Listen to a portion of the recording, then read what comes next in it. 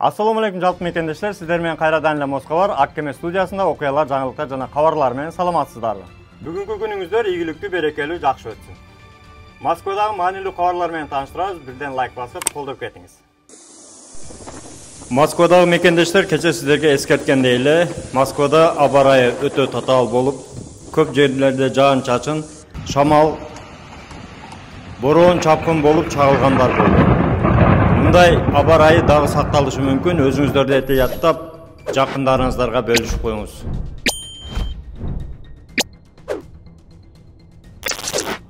Бүгүн Москва областынын Одинцово шаарында адамдарды коркутуп, сүрөттөрүнү таркатамын деп социалдык тармактардан мошенниктерди кармашты.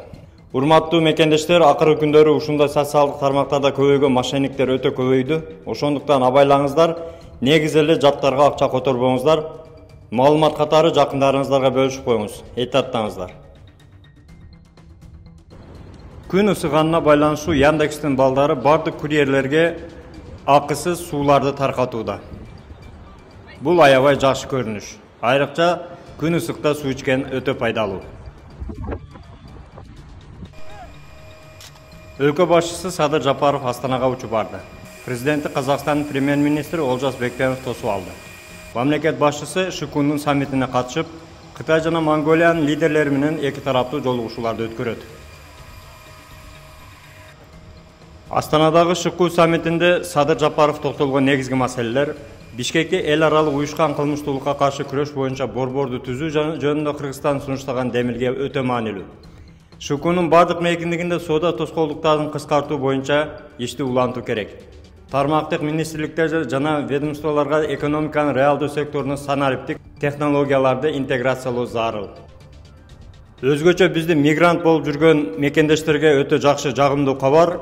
Кыргызстандыктарга эмгек келишиминде көрсөтүлгөн мөөнөттө иштеп жүргөн өлкөсүнөн чыкпай эле каттоосун узартса боло турган мүмкүнчүлүгү пайда болот. Бул дегени эгерде сиздерде Россияда жүргөн мекендештерде трудовой договор болгон болсо, ошол трудовой договордун мөөнөтүнө жараша Россияда регистрацияны узартып жүргөнгө мүмкүнчүлүк пайда болот. Бул өтө биздин мекендештерге жакшы кабар жана жакшы мүмкүнчүлүк. Ушул маалыматты мекендештер арасында сөзсүз таркатып коюңуз. Клиника Асмед жана үй бүлөлүк клиника. Клиникада терапевт, гинеколог, уролог, кардиолог, хирург, гастроэнтеролог, лор, дерматовенеролог, невропатолог, стоматолог жана педиатр кабыл алат. Ошондой эле лаборатордук анализдердин бардык түрүн тапшыра аласыз. Дарыгерлер бейтаптарды текшерүүдө, жаңы акыркы үлгүдөгү эксперттик УЗИ колдонушат. Бардык адистер жогорку билимге ээ жана өз кызматтарында 10 жылдан ашуун эмгектенип келишет. Ошого карабай, баалары сиздин капчыгыңызга төп келет. Толук дарегибиз Москва шаары, метродон 1 мүнөттүк жол, метро Фанвизинская, улица Милошенкова 3К1. Байланыш номеру +7 915 227 0005. Метро Тушинская, проезд Ротонавтов көчөсү 9. Байланыш номеру +7 925 088 0202.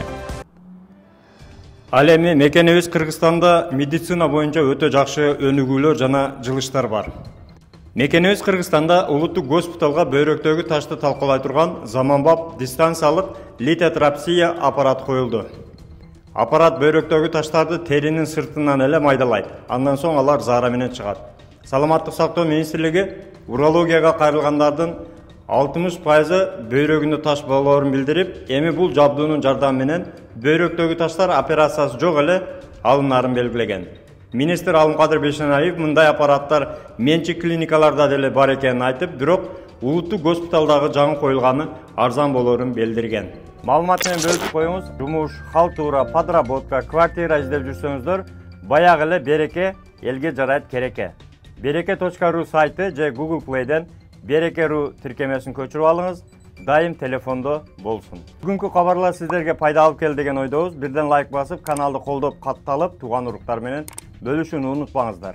Башкысы настроенияны бузбайын десеңиздер, мыйзамдарды сактап, документти тактап жүрүңүздөр, регистрациянын сурогун да карап коюңуздар. Бөтөн жерде өзүңүздөргө сак документтерге так болуңуздар. Таза регистрация боюнча 8936 111 79 11 номерине кайрылыңыздар, жигиттер жардам берет. Ал эми жаңы келген мекендештерибиз 8929 975 89 79 номерине WhatsApp'tan жазыңыз. Тапқаныңыздарға береке, үй бүлөңүздөргө тынчылык, ар бирибиз ата мекенибизге сыныман жетели, аман жүрүңүздөр. Москвада мекендештер, документ жок кыйналсаңыздар, регистрация бүтүп калса же өтүп кетсе же жоготуп алсаңыз, миграционканы жаңылатыш керек болсо, чек арага коркпой чыгып келейин десеңиз, баягы эле Москвадагы хит болгон Мухиддин ажы кызматта. Өзү до конца айдайт, ашыкча акча албайт, документке жардам берип туурулайт, даже кыйналган мекендештерди бекер ташыйт.